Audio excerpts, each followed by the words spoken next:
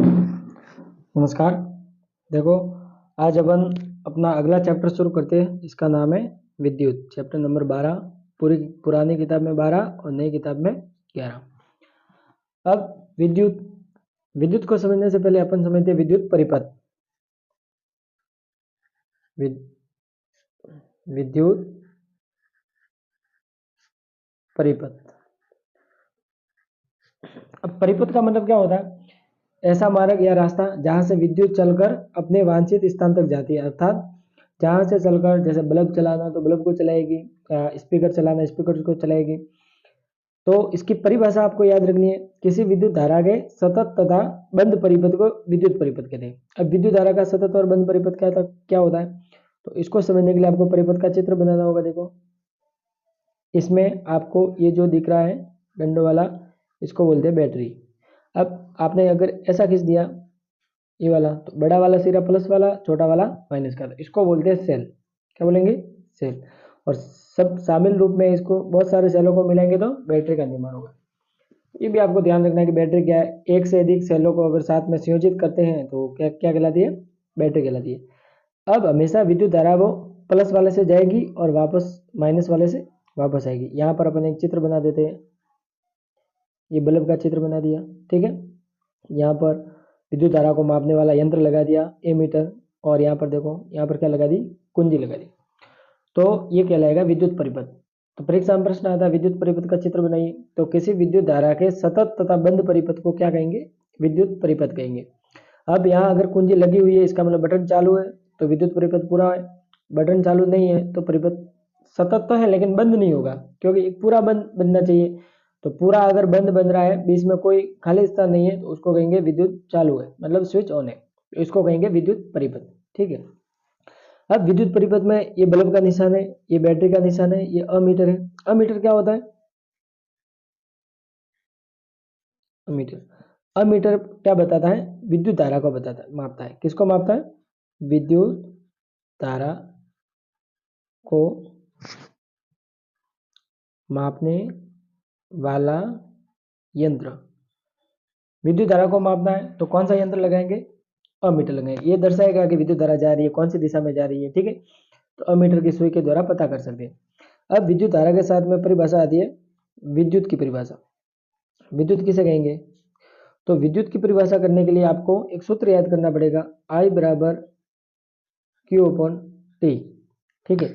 आई का मतलब क्या है? विद्युत है। विद्युत को धारा भी लिख सकते हैं, जैसे पानी की धारा होती है, बहती है। जो चीज बहती है उसको अपन धारा बोलते हैं, इसको कहेंगे विद्युत धारा। तो I बराबर Q अपॉन टी। आई का मतलब विद्युत धारा, क्यू का मतलब क्या है? आवेश। क्या होता है? आवेश। और टी का मतलब क्या होता है? समय। अब आवेश, धारा मुख्य रूप से क्या होती है? आवेशों का प्रवाह होता है। आवेश धन आवेश ऋण आवेश कुछ भी हो सकता है। तो जैसे अपन जानते हैं कि हथेलियों को ऐसे रगड़ते हैं तो हाथ गर्म हो जाती है, क्योंकि हथेली में ऊर्जा आती है घर्षण के कारण, ठीक है। अपन रात्रि में देखते हैं अपने कंबल वगैरह भी चिंगारियां उत्पन्न होती है, तो वो चिंगारियां भी किन के कारण उत्पन्न होती है? आवेश के कारण, ठीक है। तो आवेश दो प्रकार का होता है, आपको पता ही है, धन आवेश और ऋण आवेश, दो प्रकार का आवेश है। अब परिभाषा क्या होगी? ठीक है। अभी आवेश है, बटा समय, अपन बटा समय होता है उसको क्या बोलते हैं? दर बोलते हैं। तो आवेश के प्रवाह की दर को क्या कहेंगे? विद्युत धारा। ये बहुत इंपॉर्टेंट परिभाषा है विद्युत धारा की, ठीक है। आवेश प्रवाह की दर को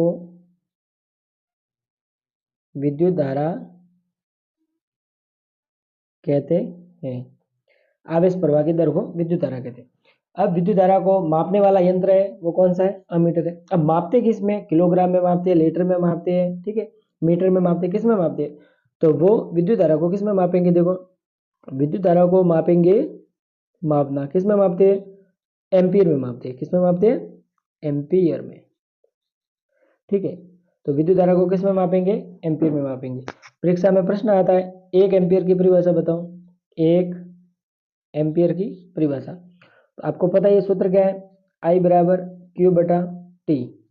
अब ये एक कब होगा? जब कूलाम को एक कर दो, आवेश को एक कर दो और समय को 1 सेकंड कर दो। तो आवेश का मात्रा क्या होता है? कूलाम होता है। 1 कूलाम बटा 1 सेकंड। परिभाषा क्या बनेगी? यदि 1 सेकंड में प्रवाहित होने वाले कुल आवेश की मात्रा 1 कूलम में हो तो विद्युत धारा कितनी होगी? 1 एम्पीयर होगी। कितनी होगी? 1 एम्पीयर। सूत्र से देखना है 1 सेकंड में प्रवाहित होने, अपन जानते हैं कि आवेश प्रवाह की दर को विद्युत धारा कहते हैं। अब प्रवाह कितना होना चाहिए?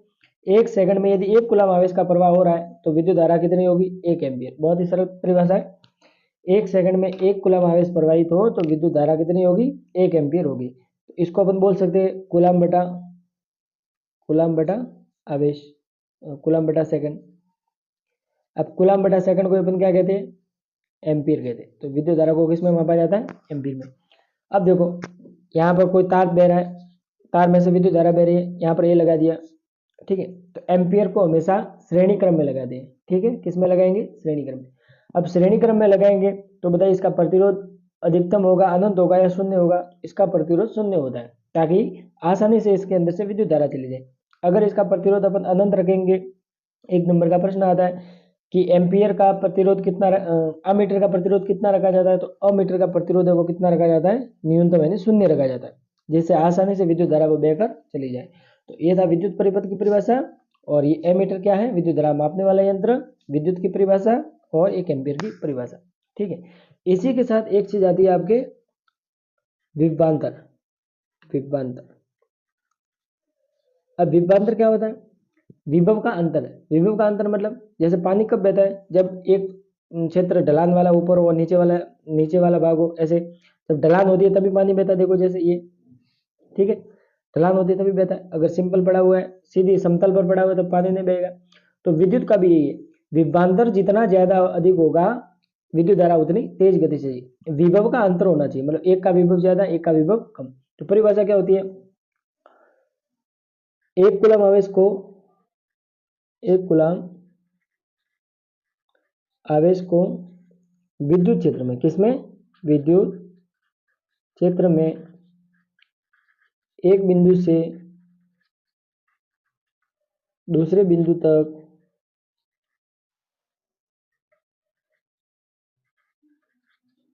लाने में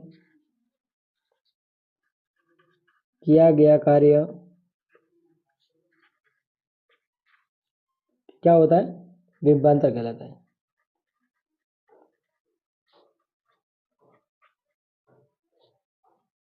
ठीक है, तो विभवांतर क्या होता है? V बराबर W बटा Q, यानी कार्य बटा समय। एक कूलम आवेश को जितना एक स्थान से दूसरे स्थान पर, एक बिंदु से दूसरे बिंदु तक लाने में जो भी कार्य किया जाएगा उसको क्या कहेंगे? विभवांतर कहेंगे। तो V बराबर W बटा Q। अब विभवांतर को किस में मापते हैं? वोल्ट में। वोल्ट ये अपन जानते हैं VOLT। जैसे अपने घरों में बिजली आती है वो कितने विभवांतर पर आती है? 220 वोल्ट के विभवांतर पर। तो जितना ज्यादा अगर विभवांतर होगा उतनी तेज गति से उतनी ज्यादा बिजली आएगी, मतलब उसका करंट ज्यादा होगा, फ्लो ज्यादा होगा। तो विभवांतर को किस में मापते हैं? वोल्ट में। अब मापने वाला यंत्र कौन सा है? मापने वाला यंत्र है वोल्ट मीटर, ठीक है। अब वोल्ट मीटर को जैसे यहाँ से जा रही है विद्युत धारा, ठीक है, यहाँ पर बल्ब लगा दिया तो इस बल्ब पर कितना वोल्टता आ रही है? तो हमेशा इस क्रम में लगाएंगे विभवांतर को। सीधी जा रही है, इसमें से होकर जाएगी, सीधी जाएगी, ठीक है। अब विभवांतर जो वोल्ट मीटर लगाते हैं उस वोल्ट मीटर का प्रतिरोध होता है वो अनंत होता है। कितना होता है? अनंत। अनंत प्रतिरोध देखो, अमीटर का प्रतिरोध शून्य, वोल्ट मीटर का प्रतिरोध अनंत। अनंत इसलिए रखा जाता है ताकि विद्युत धारा वो इसके अंदर नहीं आए। अगर इसके अंदर से होकर जाएगी तो फिर इसको भी कर सकती है कुछ ना कुछ, ठीक है। तो सीधी जानी चाहिए विद्युत धारा, इसलिए विभवांतर जो वोल्ट मीटर होता है उसका प्रतिरोध कितना रखा जाता है? अनंत रखा जाता है। अमीटर का प्रतिरोध शून्य, वोल्ट मीटर का प्रतिरोध अनंत। ये हो गया विभवांतर, ठीक है। ये सूत्र याद रखना है, V बराबर W बटा Q और ये I बराबर Q बटा T, ठीक है।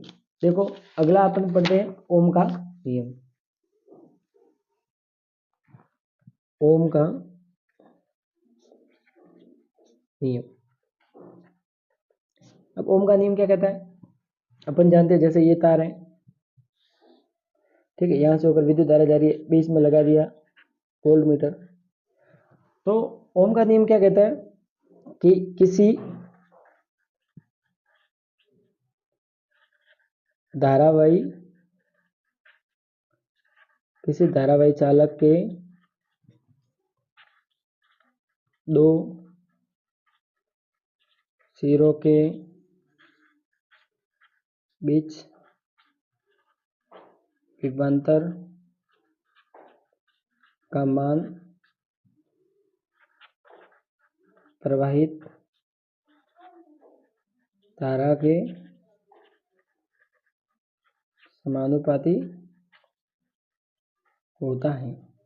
यानी कोई धारावाही चालक है, ये रहा चालक, धारावाही चालक, इसके दो बिंदुओं के बीच में विभवांतर का मान होगा वो धारावाही चालक उस विद्युत धारा के समानुपाती होगा, मतलब V proportional to I। Sorry, उल्टा बोल दिया। यदि किसी धारावाही चालक के प्रवाहित धारा का मान विभवांतर का मान है वो धारावाही चालक के समानुपाती होगा, V प्रोपोर्शनल टू क्या होगा, I होगा। V प्रोपोर्शनल का निशान हटाते हैं तो V बराबर क्या लगाते हैं, RI लगाते हैं, V बराबर IR।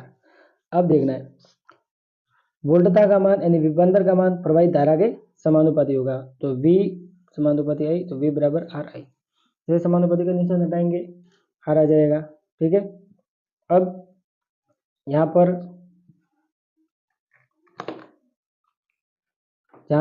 पर V बराबर है वोल्टता, I बराबर धारा, और यहाँ पर एक स्थिरांक आता है R, और R को अपन क्या कहते हैं, प्रतिरोध। इसका मतलब कि इस चालक के अंदर जैसे विद्युत धारा प्रवाहित होगी तो कोई ना कोई उस विद्युत धारा को रोकने का प्रयास करेगा, तो वो रोकने का प्रयास कौन करेगा, प्रतिरोध करेगा। प्रतिरोध का मतलब किसी जैसे कोई व्यक्ति जा रहा है, उसके मार्ग में कोई ना कोई अवरोध आ रहा है, तो उस अवरोध को क्या कहेंगे, प्रतिरोध। तो धारा के प्रवाह में जो अवरोध आता है, धारा के प्रवाह में आने वाले अवरोध को क्या कहेंगे, प्रतिरोध कहेंगे। तो देखो R कैसे निकलेगा, V I गुणा में इधर लाकर भाग में लिख दो, और V का मात्रा क्या है, वोल्ट, धारा का मात्रा क्या है, एम्पियर। तो R का प्रतिरोध क्या होगा, वोल्ट बटा एम्पियर, और वोल्ट बटा एम्पियर को अपन क्या कहते हैं, ओम कहते हैं। ओम क्यों, वैज्ञानिक के सम्मान में नाम रखा गया ओम।